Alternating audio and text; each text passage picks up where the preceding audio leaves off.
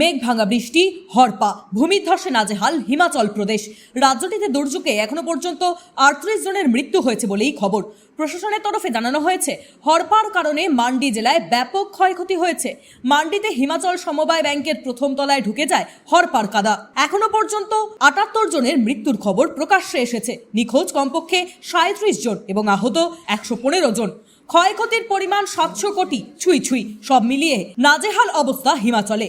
আবহাওয়া দফতর সূত্রে খবর, 8 ও 9 জুলাই ভারী বৃষ্টিপাত, বজ্রপাত, ঝোড়ো হাওয়ার পূর্বাভাস দেওয়া হয়েছে হিমাচলের বিভিন্ন জেলায়। শিরমাউর, কাংড়া, মান্ডিতে জারি করা হয়েছে লাল সতর্কতা। এছাড়াও সিমলা, সোলান, হামিরপুর, বিলাসপুর, উনা, কুলু এবং চাম্বায় জারি হয়েছে কমলা সতর্কতা। এছাড়াও সূত্রের খবর, জুন মাসের 20 তারিখ বর্ষা শুরু হওয়ার পর থেকে হিমাচল প্রদেশে এখনো পর্যন্ত মৃত্যু হয়েছে 50 জনের। ভূমিধ্বস, আকস্মিক বন্যা এবং মেঘ ভাঙা বৃষ্টির কারণে প্রাণ হারিয়েছেন একাধিক সাধারণ মানুষ। এমনকি 28 জনের মৃত্যু হয়েছে সড়ক দুর্ঘটনায়। মান্ডি জেলায় মৃতের সংখ্যা বেড়ে দাঁড়িয়েছে 17 জন। দুর্যোগের সবচেয়ে বেশি ক্ষতিগ্রস্ত হয়েছে মান্ডি। বহু রাস্তা ইতিমধ্যেই জলমগ্ন। হিমাচলের বেশ কিছু রাস্তাও ভূমিধ্বসের কারণে বন্ধ। পাশাপাশি দুর্যোগের কারণে একাধিক এলাকাতে বিদ্যুৎ পরিষেবাও বন্ধ।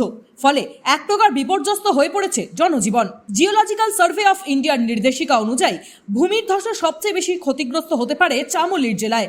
এছাড়াও উখিমঠ, ঘানসালি, নরেন্দ্রনগর, ধনুলটি, দুন্ডা এবং চিনালি সাউরে ভূমিধ্বসের সম্ভাবনা রয়েছে। আবহাওয়া অফিস জানিয়েছে, এই অঞ্চলগুলিতে ভারী থেকে অতি ভারী বৃষ্টির সম্ভাবনা প্রবল, যার প্রভাব পড়তে পারে স্বাভাবিক জীবনে।